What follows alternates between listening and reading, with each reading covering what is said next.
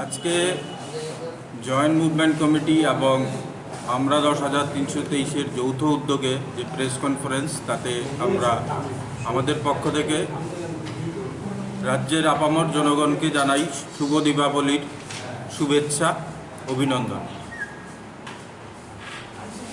এই পুজো মরশুমে 10,323-এর সমস্ত শিক্ষক শিক্ষয়িত্রীরা রাজ্য সরকারকে সহযোগিতা করার জন্যই বলুন বা রাজ্যবাসীর সুবিধার্থেই বলুন কোনো ধরনের আন্দোলন কর্মসূচি আমরা হাতে নেইনি।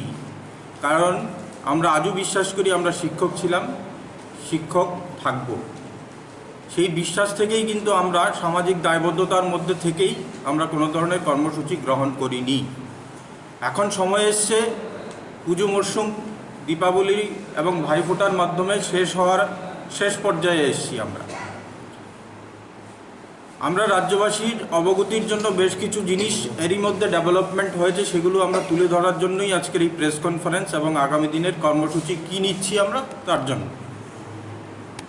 আপনারা জানেন হয়তোবা রাজ্য সরকার 10,323-এর এই চাকরি সংক্রান্ত বিষয়ে একটি তদন্ত কমিটি গঠন করেছিলেন এবং সেদিনই আমরা প্রেস কনফারেন্স করে রাজ্যের মাননীয় মুখ্যমন্ত্রীকে সাধুবাদ জানিয়েছিলাম এবং আমরা রাজ্যের মাননীয় মুখ্যমন্ত্রীর কাছ থেকে আশা করেছিলাম অন্ততপক্ষে তদন্ত কমিশনের যে রিপোর্ট বা তদন্ত কমিটির যে রিপোর্ট সেই রিপোর্টটা জনসম্মুখে আসবে এবং 10,323-এর আজকের যে এই পরিণতি তার জন্য যে 10,323 কোনোভাবেই দায়ী নয় সেটা অন্ততপক্ষে রাজ্যবাসী জানবে।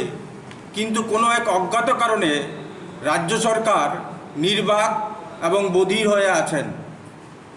আমরা রাজ্যের মাননীয় মুখ্যমন্ত্রীর কাছে জানতে চাই কি এমন কারণ, কিসের জন্য আপনি লোকাচ্ছেন এই তদন্ত কমিটির রিপোর্ট। আমরা জানতে চাই, জয়েন্ট মুভমেন্ট কমিটি জানতে চায়, রাজ্যবাসী জানতে চায় রাজ্যের শিক্ষার বেহাল অবস্থা। সেই জায়গায় যদি রাজ্যের এই তদন্ত কমিটির রিপোর্টটাকে আপনি গোপন করে রাখেন তাহলে অনেক কিছুই লুকায়িত থাকবে। আমরা বারংবার বলার চেষ্টা করেছিলাম যে আজ অবধি আমরা কোনো ধরনের টার্মিনেশন কপি পাইনি, তার সদুত্তর কিন্তু আমরা এখন অবধি পাইনি। আমরা তিনবার রাজ্যের শিক্ষা অধিকর্তাকে চিঠি দিয়েছিলাম, রাজ্যের যিনি শিক্ষা সেক্রেটারি মাননীয় মহোদয়াকে আমরা বেশ কয়েকবার চিঠি দিয়েছিলাম এবং যে 52 দিনের গণধর্ণা মঞ্চ, সেই মঞ্চ থেকে যখন আমরা দেখা করেছিলাম উনি বলেছিলেন 7 দিনের মধ্যে চিঠিটার উত্তর দেবেন। কি এক অজ্ঞাত কারণে উনি উত্তর দিচ্ছেন না। আমরা আজও সেই চিঠির উত্তর পাইনি। কোথায় সেই চিঠির উত্তর? এই উত্তরগুলো তো আমাদের দরকার। একটা ডেভেলপমেন্ট রিসেন্টলি হয়ে গেছে, আপনাদের যা অবগতির জন্য এটা বলে রাখা ভালো। আমরা সুপ্রিম কোর্টে একটা কেস দাখিল করেছিলাম, একটা রিভিউ পিটিশন দাখিল করেছিলাম।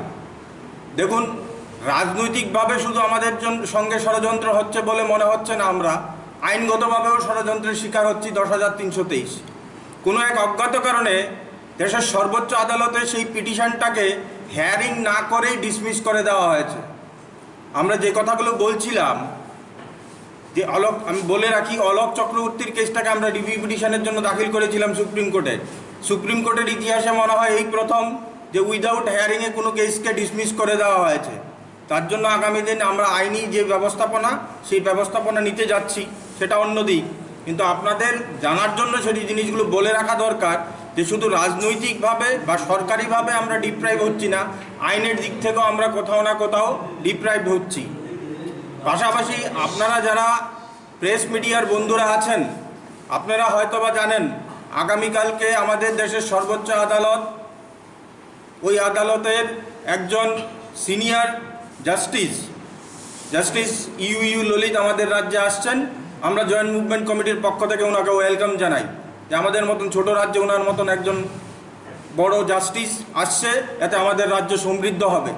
পাশাপাশি এই রাজ্যের যারা প্রেস মিডিয়ার বন্ধুরা আছেন, যদি আপনাদের কাছে কোনো সুযোগ থাকে দয়া করে ওনাকে প্রশ্ন করবেন, যেহেতু আপনারা এই রাজ্যের, আমরাও এই রাজ্যের, যে যারা এই পলিসিটাকে তৎকালীন সময়ে তন্ময় নায়তার কেসে চ্যালেঞ্জ করেছিল তারা কি করে চাকরি করছে।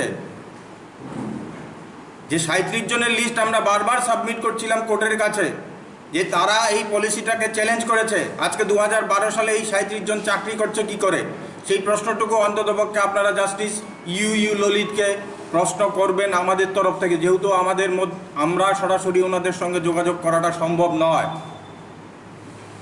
এবং পলিসি এবং সিলেকশন প্রসেস দুটোই কিন্তু আমরা তৈরি করিনি, তাহলে আমরা কেন শাস্তিটা পেলাম? সেই প্রশ্নটা গণমাধ্যম যদি ওনার কাছে তুলে ধরেন, এবং এই পলিসির আন্ডারে অনেক লোক চাকরি করছে, যদি দেশের সর্বোচ্চ আদালত পলিসিটাকে স্কোয়াশ করে থাকে তাহলে তো এই পলিসির আন্ডারে কেউ চাকরি করার কথা ছিল না। এই যে ডিসক্রিমিনেশনগুলো রাজ্য সরকার আমাদের সঙ্গে করে যাচ্ছে, সেই ডিসক্রিমিনেশনগুলো অন্ততপক্ষে আপনারা দেশের সর্বোচ্চ আদালত সুপ্রিম কোর্ট থেকে মাননীয় জাস্টিস ইউ ললিত যে আসছেন, ওনার কাছে এই প্রশ্নগুলো আপনারা করবেন।